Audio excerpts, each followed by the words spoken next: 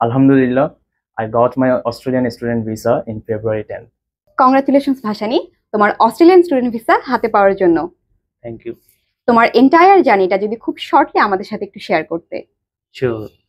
Like previously আমার cousin already অস্ট্রেলিয়াতে আজকে অনেক বছর থাকছে এবং ওনার মাধ্যমে আমি ওজিয়া কনসালটেন্সির খবর পাই এন্ড ওজিয়া কনসালটেন্সিতে এসে তারপর হাসান ভাইয়ের সাথে দেখা করি। দেন অলসো হাসান ভাই সবকিছু আমাদেরকে বুঝিয়ে বলে। পরে আমি যখন অস্ট্রেলিয়াতে অ্যাপ্লিকেশন করি ভার্সিটিতে, তখন আমাকে অলসো স্কলারশিপ দেয়। পরে আবার ওজিয়া কনসালটেন্সির মাধ্যমে আমি আবারও এক্সট্রা স্কলারশিপ পাই, যেটা খুবই বিরল।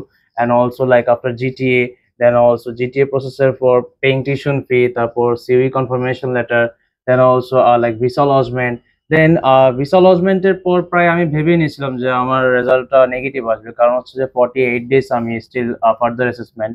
সো লাইক তারপর হঠাৎ করে সকালবেলা আমার কল আসলো, দেন বললো যে আমরা visa officer from Australian high commission. So ইন্টারভিউর পরই আমার ভিসাটা গ্রান্টেড হয়ে যায়।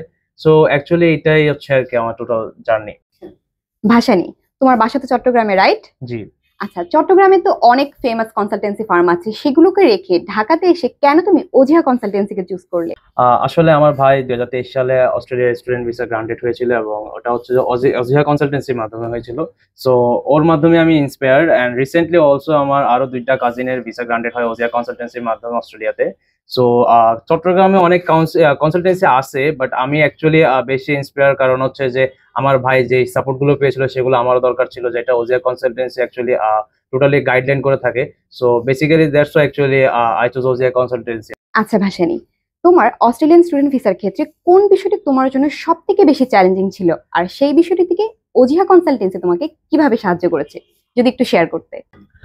আমি যখন অস্ট্রেলিয়াতে অ্যাপ্লিকেশন করেছিলাম তখন অ্যাকচুয়ালি অস্ট্রেলিয়ার ভিসা রেশিওটা খুবই ডাউন ছিল এবং তখন ওজিয়া কনসালটেন্সি আমাকে নিয়ে কোনো রিস্ক নিতে চেয়েছিল না। সো বেসিক্যালি দ্যাটস ওয়াই তারা আমাকে অনেক গাইডেন্স দিয়েছিল, লাইক জিটি এর জন্য অনেক দিন আমাকে মক টেস্ট দিয়েছিল এবং অনেক মক টেস্টের মাধ্যমে এবং অনেক প্রিপারেশনের মাধ্যমে আমি আমার জিটিএ এটা ফুলফিল করতে পেরেছিলাম। কিন্তু আমাকে 2বার জিটিএ ইন্টারভিউ দিতে হয়েছিল এবং যেহেতু আমার একটা গ্যাপ এক্সপ্লেনেশন দিতে হয়েছিল, কারণ গ্যাপ ছিল আমার একটা।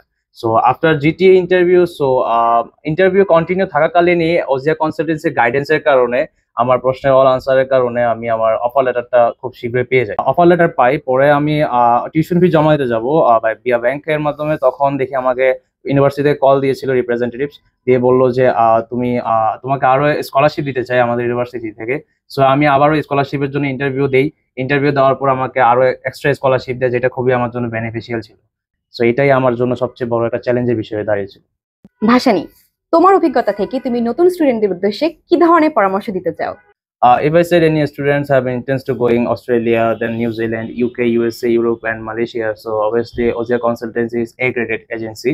So Ozia Consultancy থেকে ডকুমেন্টেশন থেকে শুরু করে আপনার ভিসা প্রসেসিং সহ সবকিছু Ozia Consultancy গাইডলাইন্স দিয়ে থাকে, যেটা খুবই trusted. And also you believe like আমি অলসো আমার ভাইয়ের মাধ্যমে আমি Ozia Consultancy মানে নিউজ পাওয়ার কারণে আমি এখানে আসছি এবং আমি গাইডলাইন্স ফুল পেয়েছি এবং আমি আমার ভিসাটাও আমার গ্রান্টেড হয়েছে ওদের গাইডলাইন্সের কারণে।